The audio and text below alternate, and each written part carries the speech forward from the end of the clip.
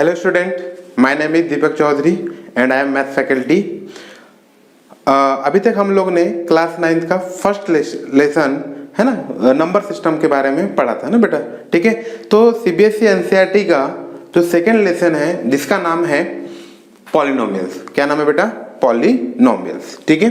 तो हम लोग क्या करने वाले हैं इस लेक्चर में, पॉलिनोमियल लेसन क्या करने वाले बेटा, स्टार्ट करने वाले हैं, है ना, ठीक है। तो आगे चलते हैं ना, स्टार्ट करते हैं, ठीक है। तो पॉलिनोमियल में ना, पॉलिनोमियल हम क्लास 9th में है तो क्लास 8th में बेटा हमने एक लेसन का नाम पढ़ा था ना, एक लेसन पढ़ा था अलजेब्रिक एक्सप्रेशन, ठीक है।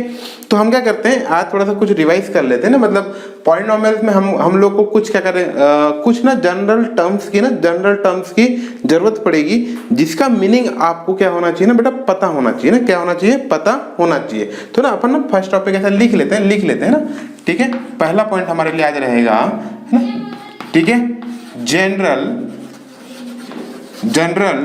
Terms in polynomial. पॉलिनोमियल में आप लोग को इन टर्म्स के बारे में पता होना चाहिए ना, जिसमें हम क्या क्या बोलते हैं, इसमें इस टर्म्स का मीनिंग क्या होता है ना। तो जनरल टर्म इन पॉलिनोमियल्स, ठीक है बेटा। तो सबसे पहला टर्म्स आता है ना, पहला जो टर्म्स आता है कांस्टेंट, है ना, कांस्टेंट। ये कांस्टेंट क्या होता है आपको पता होना चाहिए ना, ये कांस्टेंट क्या होता है। तो कांस्टेंट क्या होता है बेटा, आपको पता है, बचपन से पता है ना, क्लास 8 में पढ़े थे। कांस्टेंट क्या होता है, जिसकी क्या होती है बेटा, फिक्स्ड वैल्यू होती है। क्या होती है? जिसकी फिक्स्ड वैल्यू होती है ना, उसकी वैल्यू क्या होगी, कंडीशन के हिसाब से चेंज नहीं होगी। अब जैसे कि मान लो ना 2, अगर हम 2 की बात करते हैं या नंबर्स की बात करते हैं, 5 की बात करते हैं, तो कोई भी नंबर है जैसे कि 2 है।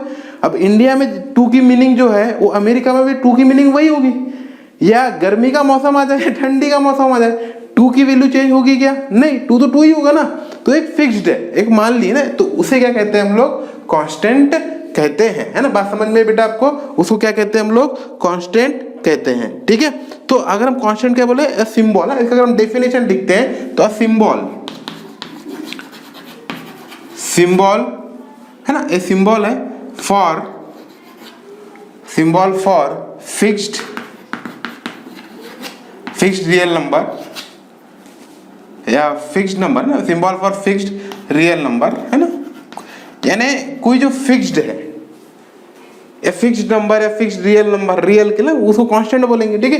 तो फिक्स्ड रियल नंबर है ना, symbol for fixed real number is called constant. एक सिंबल होता है, जैसे कि 2 की वैल्यू बेटा फिक्स्ड है और 2 को हमने लिखे तो एक सिंबल है ना, 2 लिखने का देखो, जैसे कि 2 ये सिंबल हो गया ना, सिंबल हो गया, इज कॉल्ड कांस्टेंट, है ना, कांस्टेंट। बात समझ में आई, ठीक है, बात समझ में आ गई। एक फिक्स्ड रियल नंबर जिसका एक सिंबल को हम क्या बोलेंगे, कांस्टेंट बोलेंगे। एग्जांपल में जैसे कि 2, 3 है ना, ये ऐसे हो गए। पाई क्या है ना, पाई की भी एक ना फिक्स्ड वैल्यू होती है भाई। पाई इरेशनल नंबर है, तो इरेशनल नंबर किसमें आएंगे बेटा, रियल में आएंगे। तो इसकी भी एक फिक्स्ड वैल्यू होती है और ये सिंबल है, तो हमने क्या किया ना, एक फिक्स्ड वैल्यू को एक सिंबल बना दिए, तो पाई भी क्या आ जाएगा, कांस्टेंट आ जाएगा ना। जैसे कि ई को क्या बोलते हैं बेटा हम लोग ना, इसको क्या बोलते हैं, पाई, क्या बोलते हैं, पाई, है ना। ये है नेपियर कांस्टेंट, इसको क्या बोलते हैं बेटा हम लोग, नेपियर कांस्टेंट के नाम से जानते हैं। एक सिंबल है, एक कांस्टेंट का क्या है बेटा, एक सिंबल है ना, ऐसे ना etc एट एक्स्ट्रा बहुत सारे हैं, ठीक है। ऐसे हमारे सामने अनगिनत आ जाएंगे, ऑल नंबर्स, जितने भी नंबर्स है तो पूरे कांस्टेंट ही है ना। बात समझ में आ गई आपको यहाँ तक? तो उम्मीद है कि आपको यहाँ तक क्या आया होगा बेटा, समझ में आया होगा। अ सिंबल है ना for fixed real number is called constant, simple सी बात है। कुछ लोग ऐसा भी लिखते हैं, a symbol having fixed value is called constant, ठीक है। ऐसा कोई सिंबल जिसकी फिक्स्ड वैल्यू होती है वो भी क्या होता है, कांस्टेंट है। और कांस्टेंट है ना, सही बात है, समझ में। A symbol for fixed real number, तो पाई भी तो एक रियल नंबर है बेटा, इरेशनल है। बस समझ एक सिंबल हमको उसको क्या कर रहे हैं हम लोग, रिप्रेजेंट कर रहे हैं, तो उसी को क्या बोलते हैं हम लोग, कांस्टेंट बोलते हैं। बात समझ में आगे चलते हैं ना, ठीक है, क्लियर हो गया आगे। अब दूसरा जो ना, दूसरा पॉइंट आता है कांस्टेंट के बाद, सब लोग जानते हैं ना, कांस्टेंट के साथ हमेशा किसका नाम लिया जाता है, वेरिएबल का। किसका नाम लिया जाता है बेटा, वेरिएबल। अब वेरिएबल क्या होते हैं ना, वेरिएबल क्या होते हैं, ऐसे सिंबल जिनकी फिक्स्ड वैल्यू नहीं होती। बात समझ में? कैसे सर, ऐसे सिंबल कैसे है? अगर हमने अलजेब्रिक एक्सप्रेशंस पढ़े होंगे तो हमने एक्स और वाई के बारे में नाम सुना है कि नहीं सुना है, और एक्स और वाई को क्या बोलते थे हम लोग, वेरिएबल बोलते थे। क्या बोलते थे, वेरिएबल। क्यों बोलते थे, क्योंकि हर क्वेश्चन, अगर मान लो आपने कोई एक क्वेश्चन सॉल्व किया या इक्वेशन सॉल्व किया और एक इक्वेशन सॉल्व करने के बाद x की वैल्यू 2 आ गई, क्या जरूरी है कि x की वैल्यू 2 हमेशा फिक्स्ड हो गई? नहीं, आपके एग्जाम में क्वेश्चन बदलते जाएंगे, x की वैल्यू बदलती जाएगी।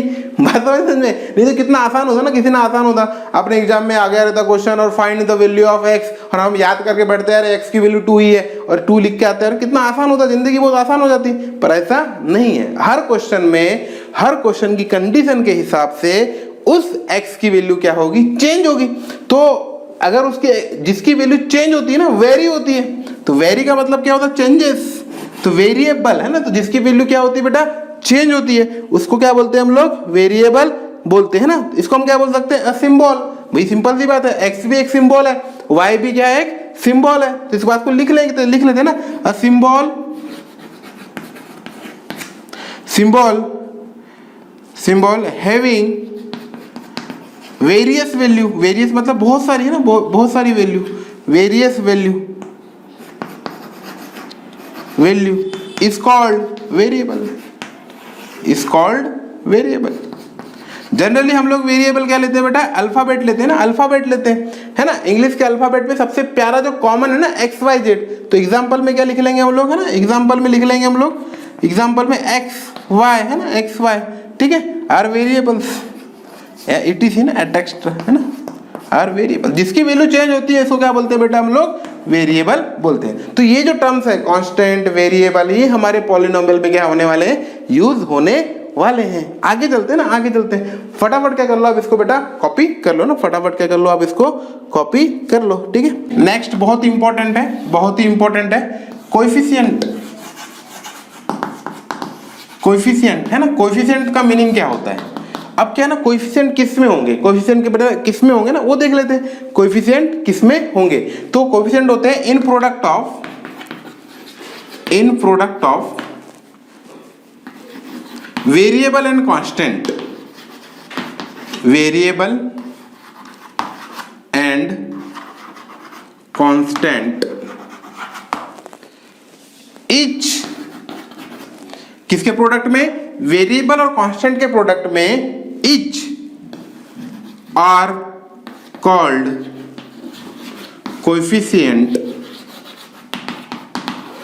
Coefficient of other.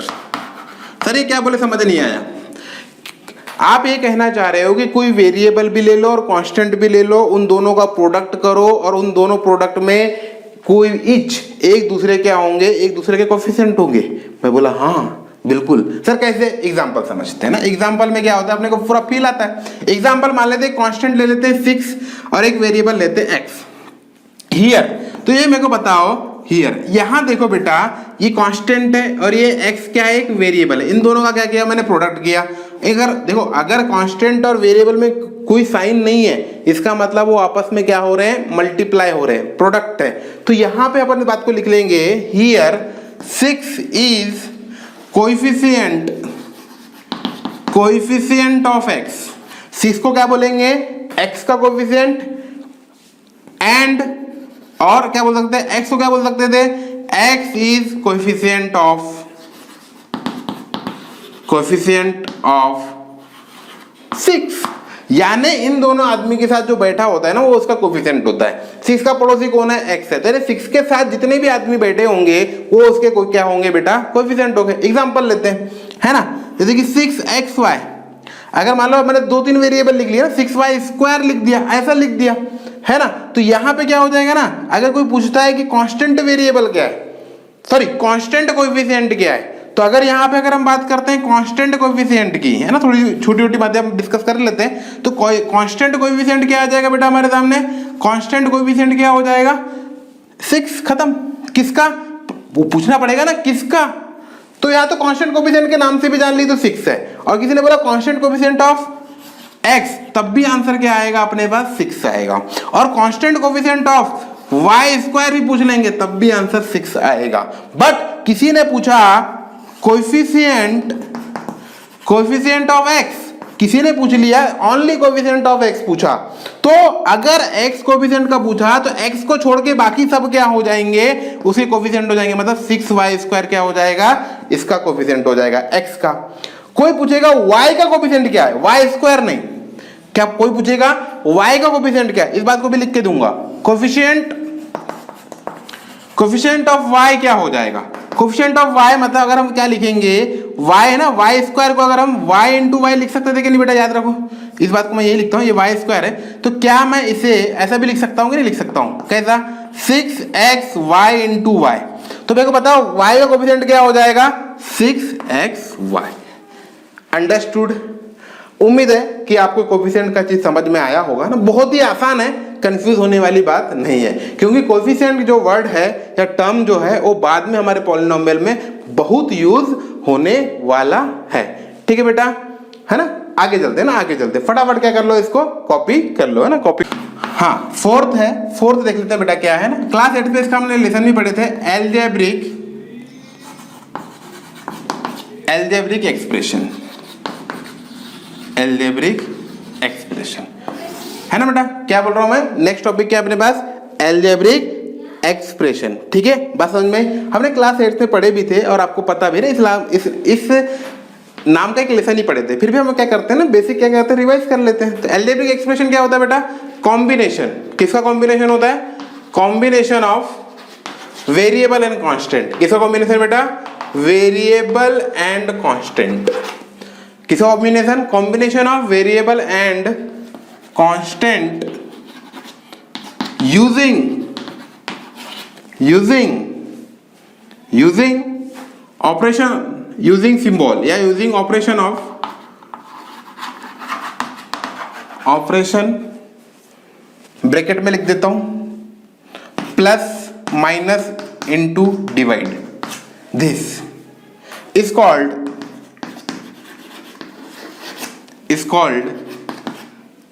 Algebraic expression. इसे क्या बोलते हैं बेटा हम लोग, एल्जेब्रिक एक्सप्रेशन कहते हैं। उम्मीद है आपको समझ में आया होगा। एग्जांपल ले लेते हैं, एग्जांपल समझ लेते हैं। एग्जांपल लेते हैं पहला, 6x एक एल्जेब्रिक एक्सप्रेशन है, क्यों कि 6 इंटू एक्स एल्जेब्रिक एक्सप्रेशन है।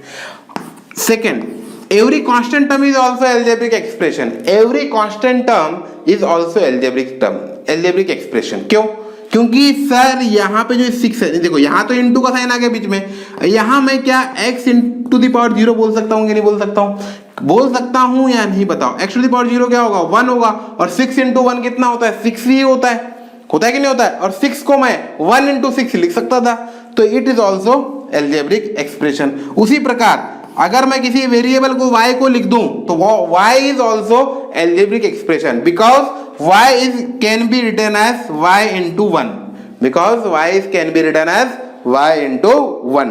तो it is combination of this, है ना भाई, combination of using symbol into, ये मल्टीप्लिकेशन का साइन है, ये माइनस का साइन है, ये प्लस का साइन है, ये डिवाइड का साइन है ना भाई, समझ में आई मेरी बात। फोर्थ, अगर कोई कहता है 6xy square divided by 7/8, it's also algebraic expression. उम्मीद है कि आपको ये समझ में आया होगा, और इसके डिटेल में तो आप लोगों ने क्या कर रहे हो, क्लास 8 में तो पढ़ाई किए हो, बस मैं आप लोग को ऊपर ऊपर याद दिला देना चाहता हूं कि ये सब चीजें हम लोग को यूज होने वाली है। ठीक है बेटा, है ना, आगे चलते हैं ना, आगे चलते हैं। इक्वेशन, सर इक्वेशन किसको कहते हैं, है ना, नेक्स्ट है हमारे पास इक्वेशन। इक्वेशन क्या कहते हैं भाई, कोई भी ना इक्वेशन मतलब कोई भी दो एक्सप्रेशन है उसको हम क्या कर ले, उन दोनों को कंबाइन कर लेंगे यूजिंग इक्विलिटी साइन। कौन से साइन से बेटा, इक्विलिटी साइन से, तो क्या हो जाएगा, इक्वेशन कन्वर्ट हो जाएगा। तो इस बात को लिख लेते हैं, है ना, एनी टू एक्सप्रेशंस, एक्सप्रेशन तो कैसी भी हो सकती है ना, एक्सप्रेशन तो देखो आप हंसते हो तो हंसने वाली एक्सप्रेशन अलग होती है ना, तो कुछ भी हो सकती है। एल्जेब्रिक एक्सप्रेशन की बात चल रही है यहाँ पे, any two expression combined with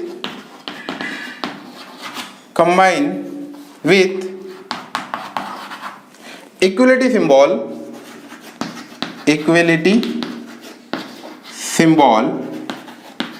bracket में, ये is called equation.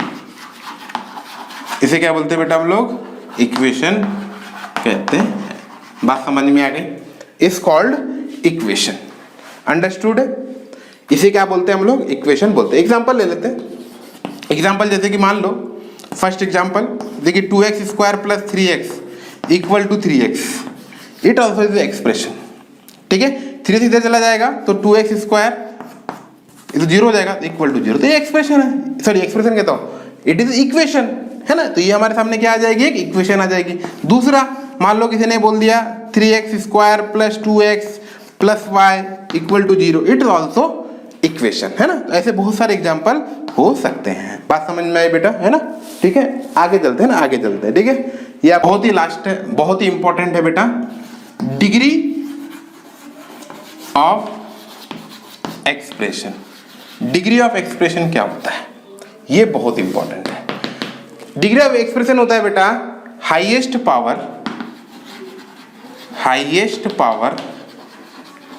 Of variable